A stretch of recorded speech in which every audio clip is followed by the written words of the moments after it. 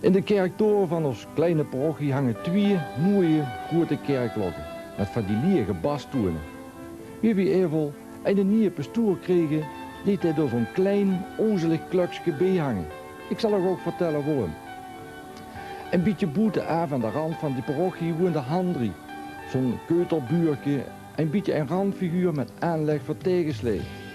De kneuterde door gans alleen op zijn akker, ging zondags netjes naar de mis en het lof en bemoeide zich verder met nemens. Het enigste bezoek wat hij kreeg was van pastoor, die hem keer op keer weer kan vragen wanneer hij nou eens die klokken kost luien, voor Handri zijn droom is. Maar door het eenvoudige gegeven dat ze dan voor nou eenmaal met twee personen moest zien, had pastoor zich de kruidsweg beter kunnen besparen. Maar er is een bekend, schandeloos spreekwoord wat zegt, op ieder putje past wel een dekseltje. Zo ook bij Handri. Het was op Paaschzondag, er scheen een waterig zonnetje en Handri liep met een sperrius breie lach de kerk binnen, met aan zijn arm een broertje, jawel, Bertha. Bertha zoet ruim in het vlees, rook heel fris naar een soort boen was die al jaren uit de handel is. En pastoor, die roekt dat ook. En rook gelijk zijn kans om Handri eindelijk te laten trouwen. Maar Bertha en Handri vonden het wel goed zo. Ze hadden Sarah en Abraham al lang geleden gezien.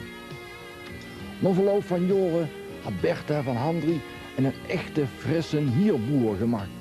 Er verschenen gardientjes voor de ramen en de stoep die wordt geschroeid. Er kwam zelfs een abonnement op het Maandblad voor boer en tuinder, waaruit Bertha hem 's avonds gezellig vuurloos. Nadat Handri deze cultuurschok goed doorstaan had, wordt hij lid van de Beugelclub en kreeg zelfs een echte horloge. Maar pastoor had ondertussen even niet stilgezeten. Hij vond het maar niks. Twee van zijn parochianen die op zo'n leeftijd nog bijeen zouden te hokken. En hij had succes.